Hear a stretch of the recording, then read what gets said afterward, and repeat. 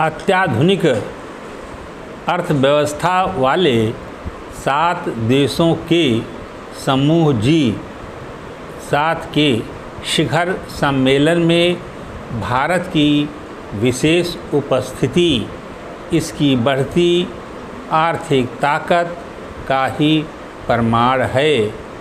भारत इस समूह का सदस्य नहीं है, मगर हर वर्ष इसे विशेष तौर पर आमंत्रित किया जाने लगा है।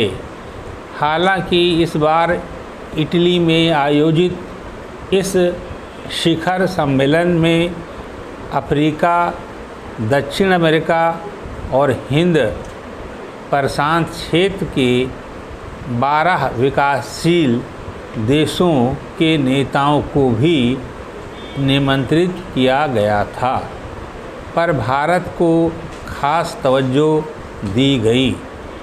दरअसल यह सम्मेलन एक ऐसे समय में आयोजित हुआ जब दुनिया में आर्थिक उथल-पुथल मची हुई है। रूस यूक्रेन युद्ध और हमास इजराइल संघर्ष जारी है। पूरी दुनिया अभी मंदी की चपेट में है। यहाँ तक कि G7 के सदस्य देश America, Italy, Germany, France, Britain, Canada और जापान भी इससे बाहर निकलने की कोशिश कर रहे हैं, मगर भारत की अर्थव्यवस्था पर कोई प्रतिकूल प्रभाव नज़र नहीं आ रहा।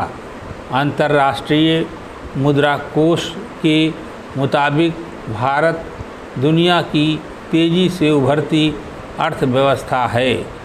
G7 के मंच से प्रधानमंत्री ने फिर अपना संकल्प दोहराया कि 2047 तक भारत को विकसित देश बनाना है।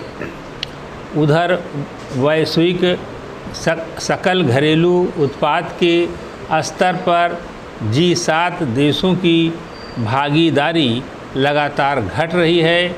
वह विश्व GDP में 60% की भागीदारी से 40% पर पहुंच गए हैं। भारत लगातार विकसित देशों के समानांतर एक ताकतवर समूह बनाने की कोशिश कर रहा है।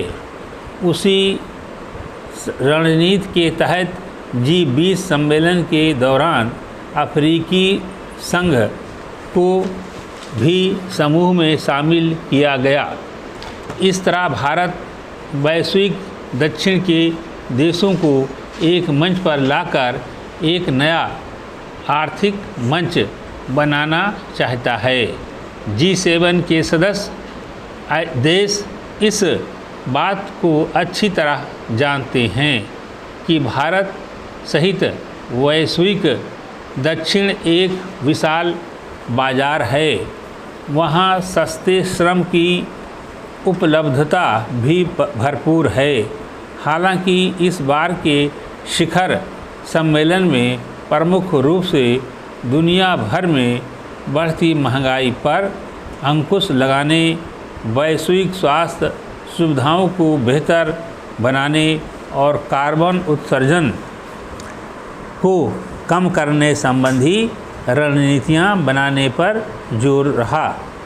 पर रूस और चीन की वजह से बढ़ते तनाव को रोकने के उपायों पर भी चर्चा हुई। G7 समूह के सभी देशों के साथ भारत के रिश्ते बेहतर हैं और उनके साथ व्यापार वाणिज्य संबंधी गतिविधियां निरंतर बढ़ रही हैं। G7 का जोर उभरती अर्थव्यवस्थाओं के साथ रिश्ते बेहतर बनाने पर है। इस तरह भारत इसमें मजबूत कड़ी साबित होगा। समाप्त।